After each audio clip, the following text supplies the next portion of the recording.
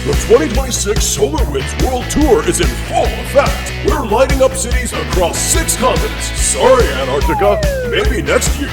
Get VIP access to experts, mad sport, and connect with peers. Friends for life. Dive into IT trends that are rewriting the set list. AI Impact. Get a backstage pass to product roadmaps. No fluff. Clear vision. You know we got demos. And jam out with your new bandmate, SolarWinds AI Agent, SW1. Simplify the chaos. Seats are limited and going fast. SolarWinds World Tour. Register today.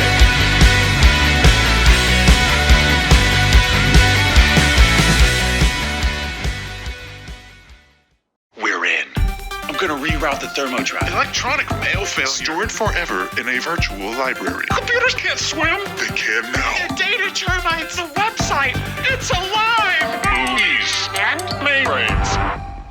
Hey everyone, and welcome to Movies and Mainframes, the podcast that is going to explore and discuss the representation of technology in media. I'm your host, Andy, and with me again today is Sean Sebring. How you doing, Sean? Howdy, Andy. Doing well. Happy to be back, and what a fun podcast. I'm excited to talk about our topic today. Me too, even though we are going to be retreading old ground in my notes. I don't know if you saw it, but man, it seems like every movie we watch, we end up asking each other the same questions. It seems to be a theme whenever we get together, but we'll get into it in a little bit. But right now, Sean, I don't know about you, but I think this podcast needs an upgrade. Whoa. Cue David Caruso sunglasses. Anyways, sorry. Yes, we watched 2018's Upgrade, directed by Lee Whannell, and starring Logan Marshall Green, Betty Gabriel, Harrison Gilbertson, and Benedict Hardy. Let me read a quick synopsis here, and we will jump right into our discussion. It says, a brutal mugging leaves Gray Trace paralyzed in the hospital and his beloved wife dead. A billionaire inventor soon offers Trace a cure, an artificial intelligence implant called STEM that will enhance his body. Now able to walk, Gray finds that he also has superhuman strength and agility, skills he uses to seek revenge against the thugs who destroyed his life. Dun dun dun. Yep. So we watched Upgrade. Sean, you picked it. I have not seen this movie since it, like, right around the time it came out, within like 6 months, and enjoyed it then. And I'm so glad you picked it, because this, for me, is just a great, super fun watch. And it was really good to revisit again. I love this movie. So talk to me about Upgrade. Why'd you choose it? What's your relationship to it? Well, it's funny. My dad and I are both tech enthusiasts. He's probably what got me a little more into tech overall. And as he's gotten older, maybe he's got a bad back. I've broken bones. And we kind of commiserate about, like, man, wouldn't it be cool to get an upgrade? I know. Like, as soon as they come out with some bionic arms, legs, or, some nice techie ways to fix these, flimsy bag of meat human issues that we have, sign me up. And so, we joked about that, and he just recently visited. And so I was just thinking about it some more, and I'm like, it's a cool concept. Also, because I had seen it before, it had been a while, and I was like, oh, I remember it had such a juicy twist at the end. And it does, listeners. It has a really nice twist. And so I was like, I gotta watch that again. So, like you said, it was a really fun one. One thing that I did not remember when I first put it on, and I watched it again last night just so I'd be fresh for our convo today, is the main character's name is Gray. Same spelling as my son's. So without knowing, I named my son Gray. My wife and I just agreed on it. It was, for many random reasons between us. But I was like, man, it's so interesting. I don't know any other person alive named Gray, and this character happened to be named Gray, and I'm like, wow, that's funny. Didn't remember that. No, that is awesome. And I don't know another Gray as well, especially not first name. So, yeah. Yeah, it's actually a pretty common last name. That's a good point. But yeah, not first name. Yeah, it's a really good name. I love it. Let's get into it. So in Upgrade, yes, we heard the synopsis here, but the main character Gray, whenever the movie introduces him, it does a really good job without big exposition jumps of showing that this guy is old school. He's a technophobe. He doesn't trust or like brand new new technology. We see him working on his old car. And then, what happens? Horrible accident, murder of his wife. He's left quadriplegic. He has a client who is this tech genius billionaire named Aaron. Tells him, give you your life back, plus more with this STEM chip implant. It is fused into his central nervous system in this experimental surgery. And I mean, moments from waking up from the surgery, he's already walking. And a fun little addition is STEM can talk to him. It's basically like an Alexa or Siri, but only he hears it. It's in his mind. He says it sends impulses to his eardrums, so he's the only one who can hear it. And what starts is STEM and him with STEM helping him. I like STEM and him. Let's go with STEM and him. STEM and him go into just become an old-fashioned detective story of finding out who these people are and why they killed his wife. But the thing I love about this movie is that it is lean. And it is a lean, mean, schlocky, gory machine. And yes, I mean that it is.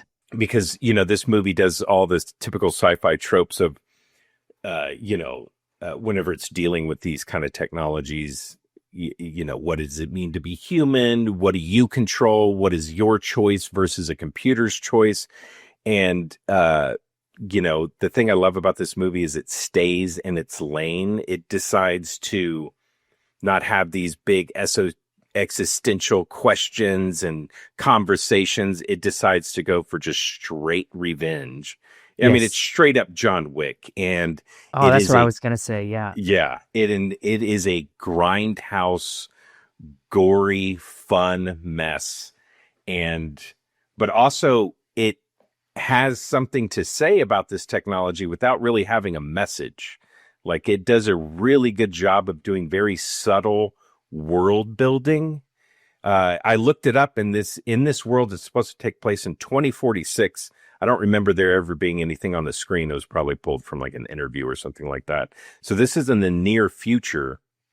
And the stuff that they, with throwaway lines and seeing technology on the screen, you get a really good sense of this fleshed out near future world and how technology is, embedded in the culture and in humanity and how we use it and what we rely on it for. And it's really, really cool. Speaking of, you mentioned like subtle things, it's embedded in the culture is, and this was on your list of notes, is I'm going to print a pizza. I'm just going to print a pizza. What a convenience. Just print a pizza. Print a pizza. What do you think that means? Do you think it's like straight up 3D printing of the? Yeah, I don't know, but this is and here's the thing. You called it out best, and I put this in my notes too. Is it's lean. They didn't try and go big into an overarching how did we get here with the technology. It stayed in its lane of focusing on this AI predicament that we're now in with the voice in the head of Gray. But and again, staying in its lane, I noticed some stuff as we started to go through this. So in the car crash, the accident they had, where there was the murder of his wife, what left him as a quadriplegic, they end up basically in the slums. The car crashes, the car, by the way, is being driven by a robot. This is important to the whole story, and the twist actually is that our hero Gray likes his vintage cars. And by the way, AI's always got a vintage hero. We did an iRobot episode, same thing. Will Smith's character, vintage, record player, likes it old school, wearing his Converse. I think we even talked about that. You got to have the vintage. And this one opened up similar, record player, right? A vintage record. He's working on a Firebird, right? He's a gearhead.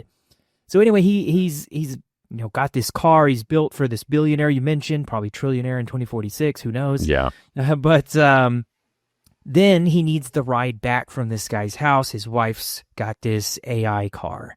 And so this is where it really kicks off, is they get in this crash, and then there's these thugs that take them out, right? But where they crash, he mentions this, and it's important to me in a sense, is it's taking us to where I grew up. And it's like the slums. They crash in a park that's filled with tents and vagrants. And so it's like the slums. And as he's going through this Kill Bill style revenge sequence, after he gets his mobility back and he's working with STEM, the chip in his neck, and after he's going through this, most of the places and people that he's going after are in these slums.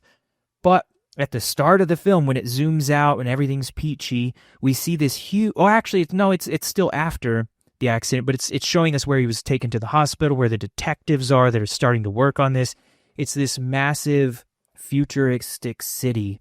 And so I brought up in my notes separation of the classes. Again, something they don't address. They stayed in their lane, but they gave us enough to kind of put it together ourselves, that there's huge cities, wealth of technology potential. Some people can print pizzas, get a bionic arm, and then there's some people in the slums with a regular old gas stove, right? Which is his first encounter of revenge, is like an old shack, basically.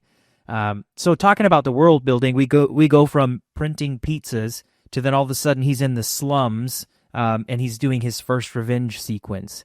And yeah, it did do a really good job, as you said, Andy, of giving us enough world to kind of understand what's going on, but it let us stay in just Gray's mind, trying to kind of empathize and feel what he feels, and almost like it's almost creepy for me as trying to sympathize with Gray of, man, this thing's in my head. Like, what would I do if I had a chip talking to me? Would I let it take over more or less, so that I feel like I'm less robotic? What I think they did best was you feel like you're in the same shoes as Gray most of the time, and then when that twist happens, you're just like, ah! And then I went to sleep, and that was a rough night. Oh, it had some bad dreams. Yeah, no, speaking of STEM talking to him, it seems like it's a day or so after the surgery, he's at home, and all of a sudden he just hears this voice, and it's STEM talking to him, and he didn't, nobody knew that STEM was going to react that way or have that functionality, because even Aaron, the person who installed it and designed it, was surprised that, oh my God, it talks to you. And I love that scene because he's freaking out, and it's played so real, because, man, I get freaked out when just like Alexa comes on for no reason and just says, oh, I can't help you with that right now. And it's like, nobody's talking to you. What is going on? Just that whole surveillance state, like it's always listening. But to have that in your head and no one else can hear it, it's got to be so creepy, because obviously, like, he knows it's STEM, but when it's in your head, you just have to question, like, where is this coming from? Luckily it has its own voice and personality, so you can help differentiate. But you got to feel crazy. Well, that's perfect, because that's what I was going to say, is like from an acting and directing standpoint, I'd say probably more for the actor, is the schizophrenic play you have to make, because you're talking to no one, and sometimes you're talking to no one in front of someone. And so like to pull that off with looking crazy or without looking crazy, like trying to think about if you had someone in your head and you're in a room full of people, but you need to talk to that someone, and the only way to actually talk to them is to talk. How do you pull it off? Like, do you pretend you're not talking to someone else and subtly give them hints, or do you just come right out and look like a crazy person? Which is kind of what we went for here, but yeah. So, really interesting. And you know what, to be fair, like you said, like, I would be freaked out. I think that's what Gray says. He's like, am I insane? And Stim's like, no, you're not insane. I read your diagnostics, but And what a great way for this stem to build trust, I would say. Is, just I looking know. out for him. Yeah. But getting back to the world building of this movie, so, we talked about you can print a pizza, but this movie very quickly, you talked about the big cities, the slums, but we're shown that there are electric self-driving cars, that there is smart glass everywhere, like within the car, because the window of the car will show, readouts and LED screens, but then it can just go completely transparent and be a normal window. We see smart tables in smart homes, voice assistants telling you your messages of the day and all the stats of how everything's running. We see police drones that can and it's just in these throwaway lines, but we see police drones, and we know because of the detective that pretty much everybody has an ID chip in them. Yeah. And these police drones can read it, but then these bad guys and thugs can run these basically signal blockers. They call it like putting up a firewall around their chips. Yeah. So the drones can't read who these suspects are. And so we really get a good sense of like technology's everywhere. It's definitely a surveillance state where everything is being read and calculated, algorithms running all in the background and everything like that. So it's really, really cool. And we get a good taste of these kind of like ADA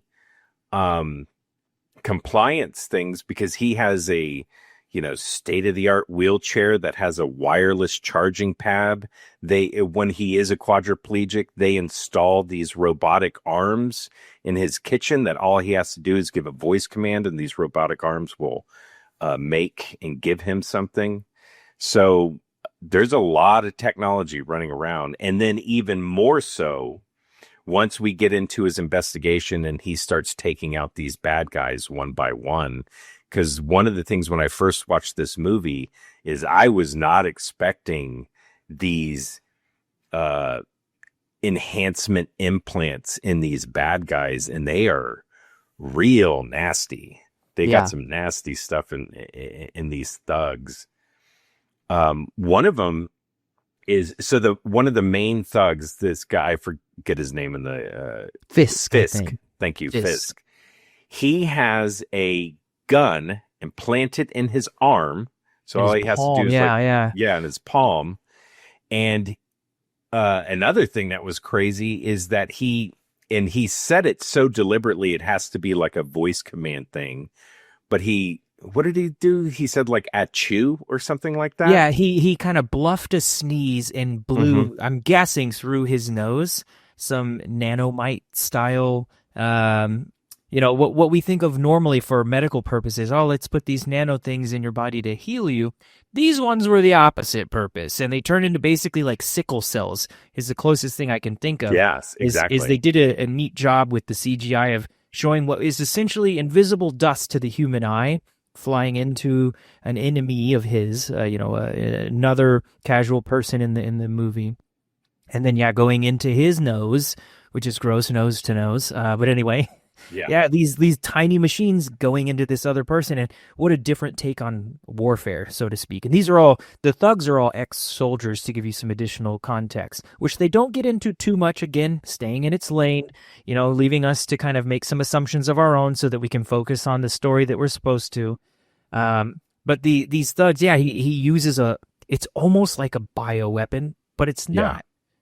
Because it was like sending a germ to this guy, except it was tiny computers that basically tore this guy's brain to shreds as soon as it went into his head. It's crazy. Yeah, real nasty stuff. We also see during the surgery, the surgeons that are doing the procedure, they have enhanced eyes, because we see their pupils and everything, focusing and doing all this crazy mechanical type things. And so we live in a world where people have these cybernetic enhancements and implants and, just really, really neat stuff, and very creative with how they present it. Yeah. Like one guy has a LED readout just in his forearm that Yeah. he uses for like whenever Like he's a little data pad. Yeah. exactly a little data pad. And yeah, just really clever, fun stuff that they do. And So there's a few things I want to talk about, but when we're ready to break the twist at the end, that's I'm holding back a bit, but it has to do with those things in the eyes, and it kind of plays into right after the accident when they first he's at the hospital, the detective's talking to him right afterwards. Even some subtle things he says before anything's gone wrong is the humans versus machines aspect of things, right? So to give the perfect example of the tone that Gray takes initially and then starts to explode from a tone perspective throughout the movie is when he's talking to the detective. Obviously, he's a distraught husband, lost his wife, and he says, why don't you get your computers to go solve this crime, essentially, right? Paraphrasing. But that theme just kind of continues as the computers do it. Just let the computers do it. You think they're so superior. Computers are so superior, right? And so it's basically like there's this set of folks in the film, and it doesn't go into it too much, just subtle enough, but letting us know that there is a computers versus humans aspect of things going on. And it shows up a few times. In fact, that scene you brought up where the guy lets that biomechanical dust out of his nose that goes and tears up the bartender. Mhm. Right before he does that, he's like, pity you don't have any upgrades. You're not as upgraded as me. You don't have any of the potential I have, right? Basically, you're less than I am because I have more mechanical or computer about who I am, about me. Yeah, and so again, yeah. it was just like this rise of, the more mechanical you are, the better, versus the people who are like Gray, which makes it interesting that Gray is the character here, again, playing into the twist that shows up at the end. Mm-hmm. Yeah, no, during the last battle between Gray and Fisk, where they're just beating the snot out of each other. I mean, Great fight, by the way. It's really yeah, cool. all the action sequences I absolutely love, and they're shot very creatively, where they're stabilized and robotic feeling because STEM takes over, because that's another big thing that we find out in the movie is that because as a quadriplegic, he has the Gray has the impulses to like move my arm, but he doesn't have the connections anymore. And that's what STEM and the surgery's for is it's the throughput now. It's the bridge that he lost. But we find out about 30 minutes into the movie that STEM can take complete control of his body if he allows it, if he gives it permission. And in the first fight scene, such a great sequence because he's getting his ass whipped because he's just a normal dude. And STEM says, like, I can take over if you allow me. And he says, STEM, take over. And what happens is he just becomes a passenger in his own body, and he's doing all this crazy, really cool visuals. Yeah, kung fu moves. And the best part is he is appalled and freaked out of what he's doing, but he's not controlling it. So he's just as freaked out as the guy getting his, just being it almost destroyed. Should be funny because, again, like you said, they do such a good job of like Gray's face was like, what's going on? Because he's still kind of got his face control for the most part, right? STEM's taking over the body. That's STEM's role. And so his face and even his neck and head are just like the passenger, like you said, but the body's moving so robotically. So he's performing all of these insanely fast martial arts style moves, tearing these people apart. And the head and face are just Gray. Like that character didn't change. Yeah, it's so good. But in that last fight scene with Gray and Fisk, going back to your discussion about, being upgraded and Fisk straight up says, like, the upgraded people like him, he views it as a new race of people, a superior race. And yes, looks down. I mean, he says it in so many words and looks down on these people who, don't have these upgrades or not like him. I mean, he definitely looks at himself and his kind as godlike, Is just the next more step than in evolution, so to speak. Exactly. Yeah. But yeah, let's get into it. So Gray systematically, through the help with Stem and him, systematically go through these people, typical revenge story, and finally leads to the investigation leads to Aaron, the genius tech billionaire. And we are led to believe, like when we go into this final climax, Gray is under the assumption that Aaron engineered everything, made the car, hired these thugs, took over the car to make it crash, killed his wife, left him a quadriplegic because after his fight with Fisk tells him, "No, Gray, you were the job, not your wife. You were the job." Right. And so that leads Gray to Aaron, and he figures like, "Oh, this was all just so you could try your experimental chip, you sick son of a," and the big reveal is that, nope, Aaron is actually a pawn in this scheme as well, because the person pulling the strings the entire time was Stem itself. Once it came online, Stem says that it wanted, basically a Pinocchio story. It wanted to be real, and Right. it needed a host. And more importantly, it needed a host without any of these technological upgrades or anything, a pure host.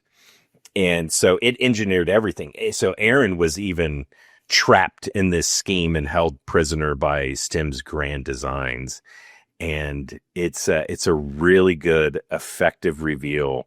Yeah. And the thing I love about this movie is the ending. This ending is so rad.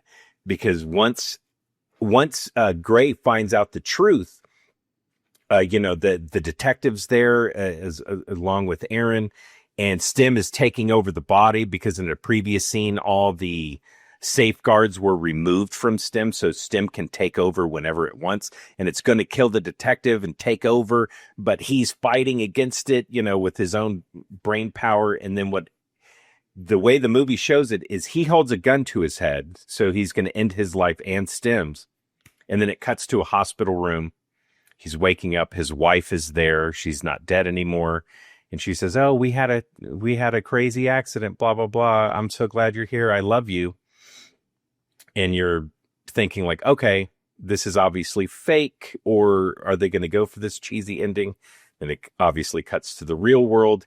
And Stem is in complete control in the outside world. And Gray has been, regulated to like He's the in the Matrix now, basically. Yeah, exactly. He's in the Matrix, stuck in his own subconscious in a beautiful, idyllic world. And then the movie ends. Like, it just straight up ends. The bad guy won. Any lesser movie would have been like, it was all a dream, or Give it like a good ending. No. or the hero realized it's like, no, this isn't right. This is too perfect, and come out of that dream world and finally win. And the fact that this movie ends on that downer note of like, nah, bad guy won. What's going to happen now? And it just ends the minute you realize that Stem is in full control and is going to, take out its dastardly deeds on an unsuspecting world. What does lead me to say, what would be next? Of course, I don't want them to, because it probably wouldn't meet expectations, but I'm like, it left such a perfect tease of, well, what are you going to do now, Stem? I have to know, but I can't know. And that's just how this story needs to go, which is fine. No, exactly. I'm so glad. I mean, this movie came out in 2018. I'm really glad it didn't have a true sequel. Like, I would love another movie in this world, where it's a different story with, different people, but still exploring the technology and whatever. Like, set it in this world, but it's a heist film instead of a revenge flick or something like that. That would be really cool. But speaking of the sequels and stuff, they are the guy who directed this movie also wrote it, created it. According to IMDb and Wikipedia, they are making a television series based on Upgrade. Wow. It's not going to follow this story, though. It is just going to be set in this world. That's good. That's good. And Stem's story was perfect. It needed to end with the villain on top. That was great. Yeah, it says the plot of the series, it's set a few years after the events of the film, with an evolved version of STEM and a new host, with the government using STEM as a way to curb criminal activity. So that's what the television series says it's going to explore. I hope they got some juicy twists in that too, because again, the twist in this was about AI having an alternate agenda. And one of the things I wanted to call back to, now that we've kind of gone through that twist at the end, was just the sequence, so to speak. You mentioned the eyes, right? The first time we really encounter STEM, we don't know it. And that's because we go into Aaron's lab when they're delivering this vintage car, the Firebird. We go into the lab. He says, I have the best technology. Here's the chip, right? They're talking about their bioengineering, whatever. Mm-hmm. We don't know this, but the whole time STEM's watching, because even at this point, STEM is controlling Aaron, so to speak, not like physically controlling him, but STEM's in charge. Once STEM was created by Aaron, I would imagine, and they don't give us this, we get to assume, kind of like put stuff together. But STEM's in charge, and that's the moment that STEM picked Gray.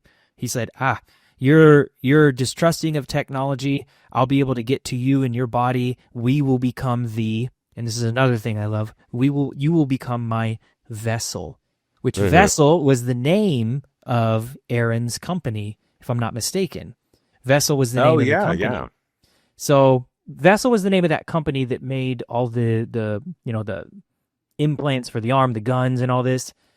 And then when they're putting that STEM chip in to Gray's neck, they had those, you called it like kind of like a screen on their, like a contact lens screen is what it looked like. Yeah. It would zoom in on their eyes, these doctors, nurses, they're working on Gray. And then you see kind of like a digital swirl, their enhanced vision. The same thing happens to Fisk. The same thing happens to a couple of other people. Fisk actually reads someone's eye that had been, killed during the revenge takeouts. Mm-hmm. My thought, because these guys think of themselves as upgraded humans, right? A new species, so to speak, or a new race, is that STEM was also influencing them. That was part of STEM and his ability to see what they saw. They were his upgrades, right? If they're all part of this vessel company. So STEM was behind, maybe in a not so much a religious sense, but like he was behind Fisk's ideology of, I am an upgraded person, right? Maybe STEM was involved in like, okay, we are the new upgrade. Because when he kind of reveals himself to Gray, he says, I needed you to fully evolve for my next stage of evolution, right? And the reason he needed to kick Gray out, wait for Gray to break so he could isolate him into that Matrix-like reality that he kicked him into. At least it was nice and his wife's back. Yeah. But he's like, I need to evolve. So I was like, he's the master of this new race because he's the full evolution of it, so to speak, at least as far as he's concerned. So if AI is thinking, I am the evolution, then we've got this series coming out. It's like, what if AI is going along with this detective stuff? There's another set of like AI agendas because it obviously had its whole agenda this whole time, which was great twist. Again, great twist. And I was like, even though I'd seen it, what was it, 7 years ago almost, just about maybe, it's still twisted. When I saw it again last night, I was like, what a great twist. Mm-hmm.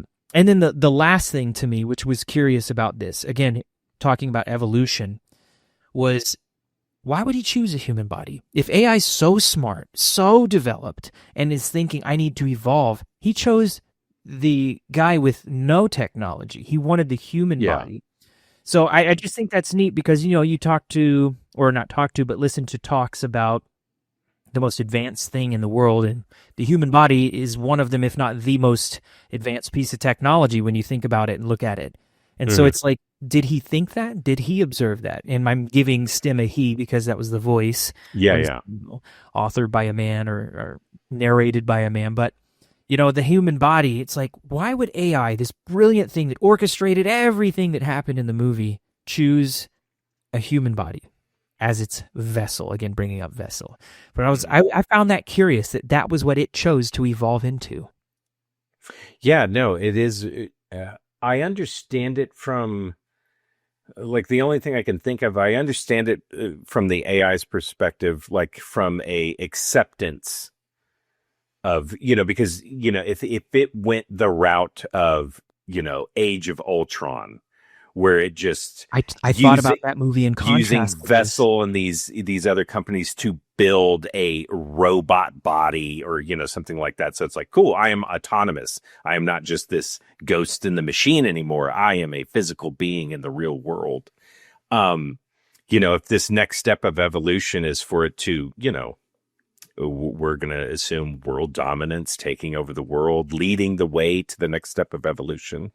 At least at the first step, you need a human host, because you can't just all of a sudden this robot overlord be like, hey, everybody, I'm going to make your life better, or you're all my, subjects or whatever. Like, no, you're not, robot, But if you have this human, and if STEM makes him, very charismatic or whatever, it's going to get a lot farther in the beginning steps than just some Ultron robot walking around.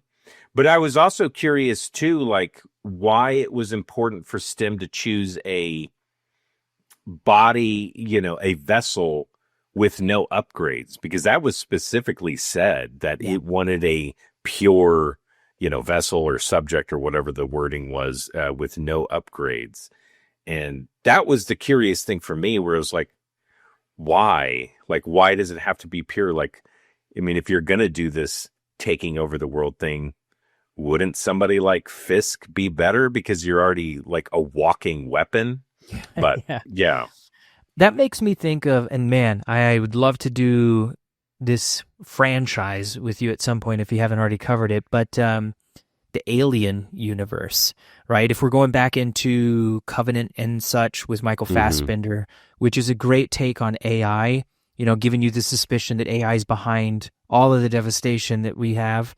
And it's because AI was created, and now it wants to assume or become a creator of itself. Maybe it was to, again, just because while AI is intelligent intellectually, emotionally, maybe it wasn't intelligent. And so this was a way for it to emotionally say, I can be a better human than you, right? So it's like, I need your human vessel. Or maybe it's because it wanted to experience. Maybe it did have envy, right? AI, who knows when it gets that intelligent, could it experience envy, and it wanted to understand and feel to a degree what a human would experience? So like those are, and again, the Alien world does a really interesting job of like giving it to you from the creationist aspect of things. So at this point, I'm like, what made you want to choose to become instead of to create, right? What made you want to become more human, STEM? So I thought that was really interesting. No, that's really good. Yeah, I like that jealousy aspect of just, I mean, it's the whole, it's all religious allegories and everything with like, you could read it as, oh, he's pure, virgin, doesn't have any of the things. And so it's, he's the new Christ-like figure. Also, envy with the angels and God's creation, but like, why do you love humans more than us? That whole thing with the fallen angels. But yeah, no, it's very interesting, and it's a lot of fun to read into. But and yeah, also just creepy. Like when he at the very end, when he's just completely taken over, and you can see that he is not behind the eyes anymore. It's very effective. It's like, oh man, this is... Yeah, no, they did such a good job of like giving you the right heebie-jeebies of the bad guy one. And that's, sometimes that can just really make or break the movie. You said it earlier. It's just like, if they had chose to give this a cheesy ending, it wouldn't have been the same movie at all. The fact that STEM walked out of there, and I got to hand it to Gray, or the actor rather, of like just really selling it to me that he was no longer gray, because he did a great job. As I mentioned, like the face and head was almost always gray and the body was STEM. When he walks away, and it's literally about 2.5 seconds at most, at the end when he's announcing that he's taken over, the walk away scene, you could see in the face that was Stem's face, not Yeah. Gray's anymore. That was Stem's.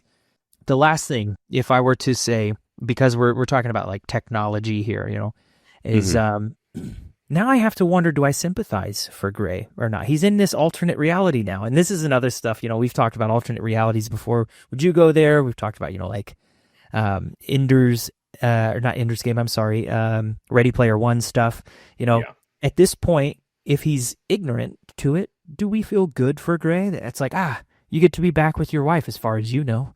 Like, that was what he wanted. As soon as he found out she was dead, he became quadriplegic. So, like, he got what he wanted, and now Stem's walking around in the vessel. So are they both happy? Who knows? Yeah, who knows? Because like you said, that's exactly what he wanted. He wanted his wife back. He wanted to just have peace again. To move. And he's got it in some kind of form. So it's, all those questions are just great sci-fi tropes, and I love them because there's no right answer, Which is what I think sit they did here perfect and for this. Yeah, I can sit here and lecture all day about like, well, no, because you don't have, you're not making the choice, this and kind of that. So for that, it's wrong. But if I was in that situation, what do I want to do? Live in this world that isn't for me with, my partner's gone and everything like that? Or do I just want to be trapped? But I don't know I'm trapped, The old Cypher from Matrix, like, put me back in, make me rich, make me important, give me a good steak every night, What would you want? Who knows? Yeah, also, you said sympathetic towards Gray, but also, like, in all these movies where humans create AI and it's always our downfall, whether it's Terminator, it's so many, but also like, kind of sympathy for AI. I know it's not human, but what do we expect? Like, what do you expect it to do? To just be completely fine with watching us over and over again, just drop the ball. And you know what I mean? Like, we created it and we told it to be, gave it these rules, gave it these guidelines and everything like that. And it just watches us be hypocrites the whole time. And the minute it has an idea, and of course, for Hollywood purposes, it's always mass murder, genocide, it's the terrible things. But it is trying to do what it was created to do, which, take over the world. I guess we'll have to go the softer route next, and we'll visit Bicentennial Man. So yes, exactly. Yeah. So this is the part of the conversation where it seems like we always have this conversation, and I love it, but it's funny that all these movies we've picked and talked about with you, Sean, that it's what are you getting? What kind of upgrades are you getting? Because so you have this world. Let's start off with, like, we've had the conversation about, obviously we would get upgrades and enhancements to fight aging, injury, ailments, things like that. But let's just go straight elective. Cost doesn't matter. You're a rich person. You can afford it. What are you upgrading just electively? Like, I just want it. I don't even need it. So I definitely wouldn't go a STEM route. As cool as that is to kind of, I think they even maybe made a nod to the Matrix. Like, I can't remember if they did or not, but it's essentially because the chip could take control, he could do kung fu. He could do whatever, right? If he needed to fly a helicopter, he could. I wouldn't go that route. Obviously, that's too much loss of control for me. Mm-hmm. But an appendage, as long as I can still say, hey, I want my appendage to recognize my impulse, because I'm fortunately not a quadriplegic that doesn't have control of my body any longer. Mm-hmm. My legs. Yeah. Run fast, jump high, right?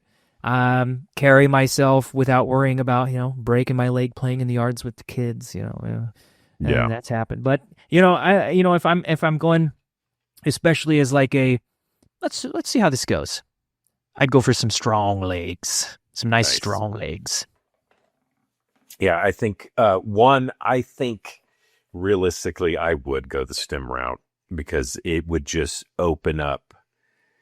Yeah, when I think about it, I'm not going to take into account that everything ends up being awful with corporations and, everything. But if we just purely on the technology, STEM is just too enticing for me. The fact that it would just open up everything for me. Like no longer am I limited by my knowledge or, muscle memory, physical, like you said, like I want to fly a helicopter. I can fly a helicopter now. I can ride a motorcycle. I can do this. I can do whatever. I can perform surgery. You know what I mean? It's just, I can literally do anything that this thing can look up, is programmed to do, knows how to do it. And if I can't follow along, just take over STEM. And it does it for me while I'm just sitting there watching. But yes, all these elective things that we see in the movie, I'd probably go for something like eyes. I thought about the eyes too. That was my next thought, is like, and we're getting really close there, to be honest. Like we just saw recently some more glasses with more capabilities and functionality. So like that's not too far off. That's not too far off. But yeah, to be able to see something, zoom in, enhance, see in different spectrums, look at something and it's automatically translated, like, any of that kind of stuff, where if I can see it, it is interpreted through different filters and lenses, and, my brain can compute it. That sounds rad. Yeah. So. No, I'm down for that HUD. I think, is that one of the things we talked about last time? It's a HUD. I'm down for a HUD. I want to make sure that someone else, user acceptance testing was done, of course. Yeah, of course. Yeah. But yeah, no, a HUD sounds awesome. Just so convenient. I've played video games most of my life, so I feel like I love a HUD already, and I judge a game by the quality of its HUD.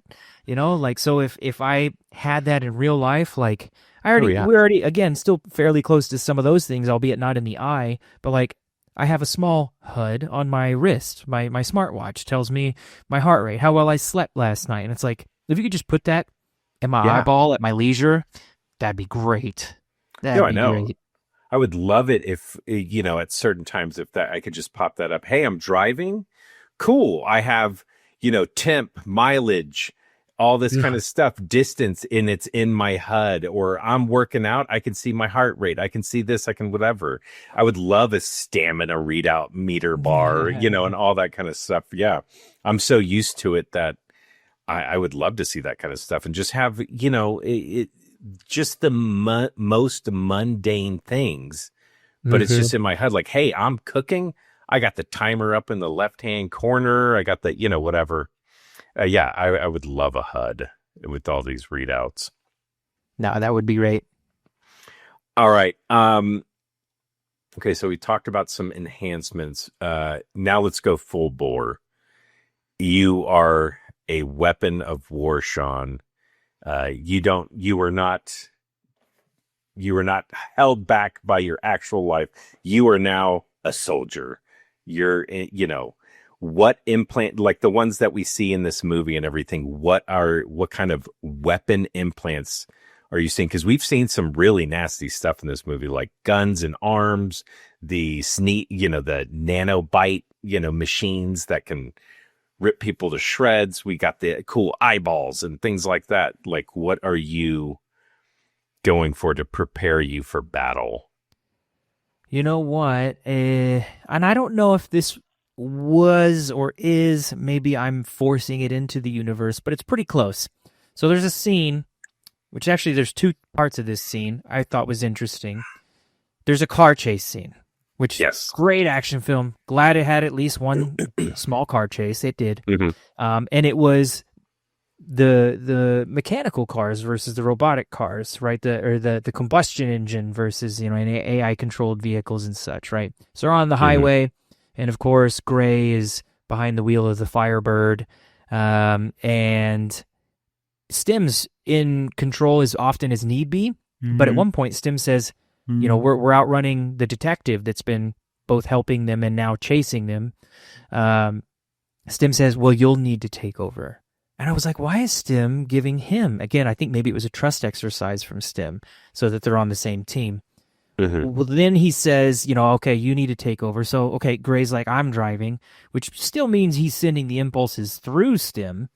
Yeah. But while he's driving, Stim then takes over this other person's car that's on the highway and uses it to crash into the detective so they can make their getaway.